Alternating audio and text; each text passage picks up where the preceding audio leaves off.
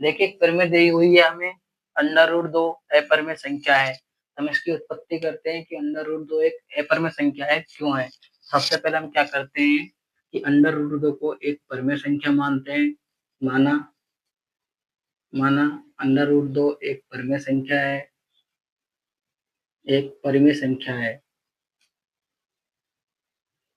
एक परिमेय संख्या है। ठीक है, हम सबसे पहले क्या करते हैं, एक √2 को एक परिमेय संख्या मानते हैं तथा हम मानते हैं ए और बी दो ऐसे पूर्णांक मानते हैं जो सहभाज्य होते हैं। सहभाज्य मतलब दोनों का गुणनखंड केवल, दोनों का अवनिष्ठ गुणनखंड केवल एक होता है। ठीक है, हम मानते हैं तथा माना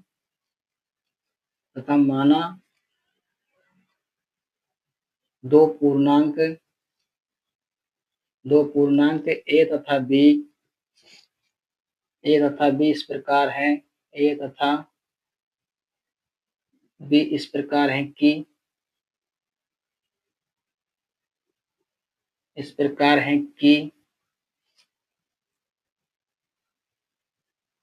उनका अवनिष्ठ गुणनखंड एक है। उनका अवनिष्ठ गुणनखंड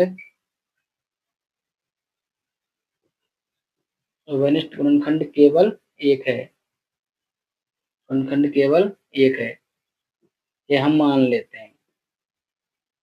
सबसे पहले हम क्या करेंगे, सबसे पहले हम √2 को एक परिमेय संख्या मानते हैं तथा हम दो ऐसे पूर्णांक ए तथा बी इस प्रकार मानते हैं कि उनका अवनिष्ठ गुणनखंड केवल एक है।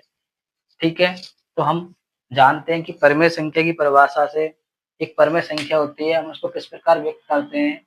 परिमेय संख्या को हम p/q के रूप में लिखते हैं, यानी कि पूर्णांकों के भागफल के रूप में लिखते हैं, a/b के रूप में लिखते हैं, जहां पर b का मान यानी हर का मान 0 नहीं होता है।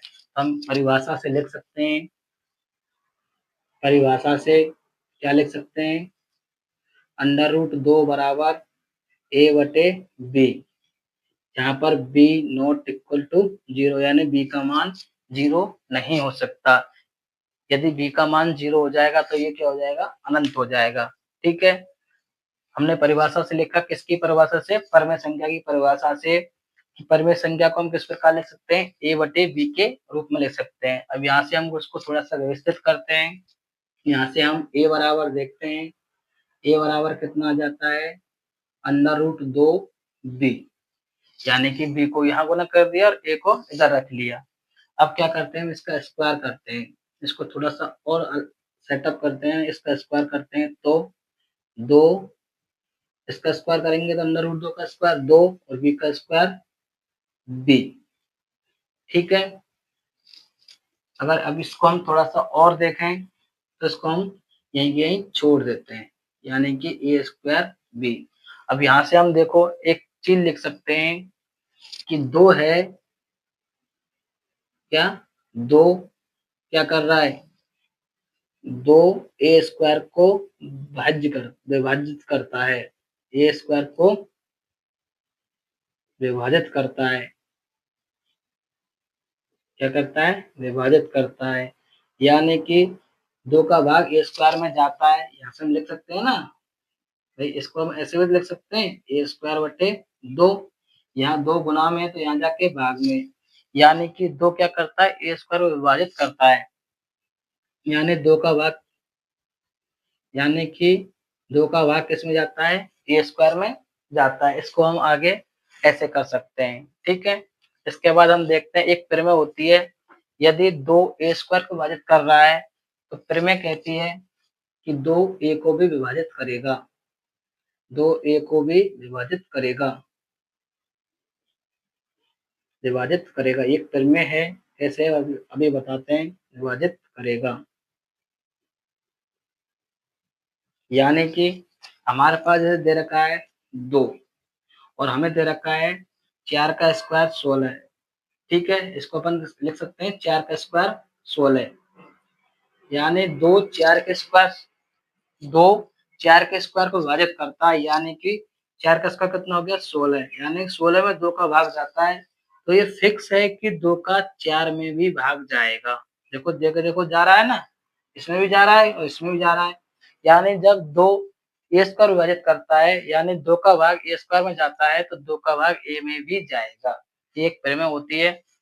इसके बाद हम थोड़ा सा क्या करते हैं, मानते हैं, माना इसका थोड़ा सा और आगे मानते हैं, माना a बराबर 2c, a बराबर क्या मान लेते हैं 2c।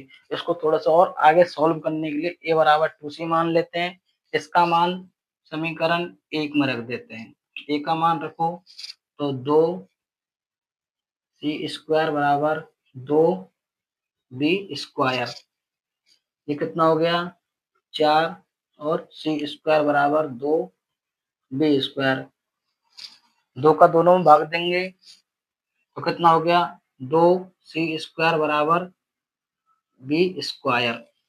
ठीक है, अब देखो यहाँ से हम क्या लिख सकते हैं, इसको अपन लिखते हैं समीकरण 2। समीकरण 2 से हम क्या लिख सकते हैं, समीकरण 2 से देखो समीकरण 2 से क्या लिखते हैं हम, अगर हम 2 को इधर भेज दें तो बी स्क्वायर बटे 2 हो जाएगा, सी स्क्वायर बराबर, यानी कि 2 किसको विभाजित कर रहा है बी स्क्वायर को, अब 2 किसको विभाजित कर रहा है बी स्क्वायर को, यानी कि 2 बी स्क्वायर को विभाजित करता है, 2 बी स्क्वायर को विभाजित करता है। जब 2 बी स्क्वायर को विभाजित करता है तो हमारे पास प्रमेय भी थी कि 2 किसको विभाजित करेगा बी को, तो प्रमेय से तो 2 बी को भी विभाजित करेगा, 2 को विभाजित करेगा। ये हमारे पास किससे लिखा हमने प्रमेय से, किससे लिखा है प्रमेय से। ठीक है, यदि 2 का भाग बी स्क्वायर में जा रहा है तो 2 का भाग बी में भी जाएगा।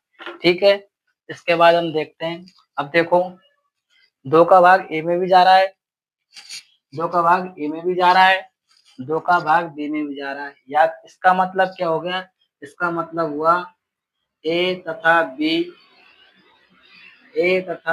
का एक उभयनिष्ठ गुणनखंड,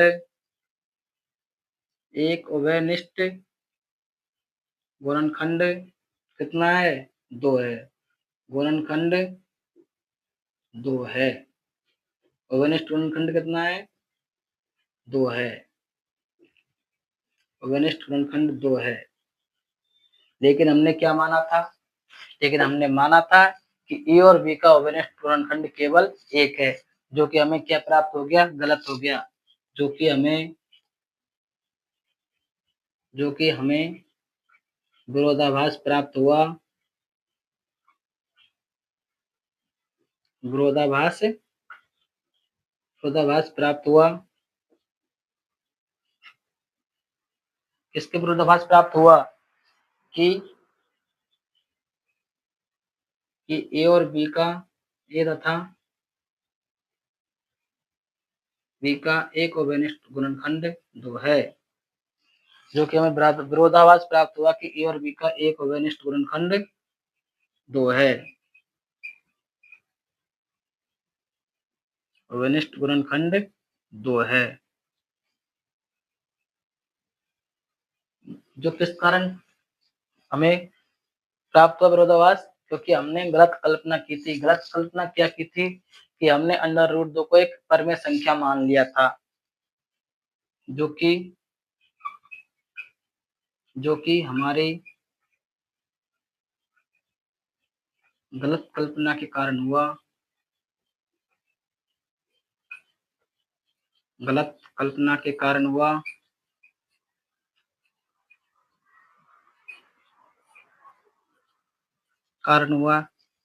कि अंडर रूट 2 एक अपरिमेय संख्या है, कि अंडर रूट 2 एक परमेय संख्या है, ये हमने कल्पना की थी।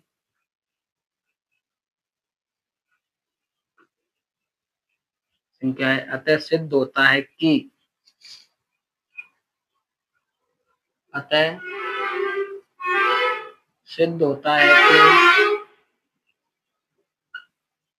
सिद्ध होता है कि अंडर रूट 2 एक क्या है, अंडर रूट 2 एक परिमेय संख्या है। अंडर रूट 2 एक क्या है, परिमेय संख्या है। देखो दोबारा से समझते हैं इसको। सबसे पहले हमने अंडर रूट दो को एक परिमेय संख्या माना तथा दो पूर्णांक ए तथा बी इस प्रकार माने, ए और बी इस प्रकार माने कि उनका अवयनिष्ठ गुणनखंड केवल एक है। ठीक है, उसके बाद हमने परिमेय संख्या की परिभाषा से अंडर रूट दो को व्यक्त किया। अंडर रूट दो को व्यक्त कैसे करते हैं, परिमेय संख्या को ए बटे बी के रूप में, जहां पर B not equal to zero. यदि बी का मान 0 हो जाएगा तो ये इन्फिनिटी हो जाएगा, यानी अनंत हो जाएगा। अब इसको थोड़ा सा व्यवस्थित करते हैं। एक को तो ये रखते हैं, उसको गुना करते हैं, तो ए बराबर अंडर रूट 2b, इसका हम वर्ग करते हैं, तो दो ए का वर्ग ए स्क्वायर, अंडर रूट 2 का वर्ग 2 और बी का बी स्क्वायर।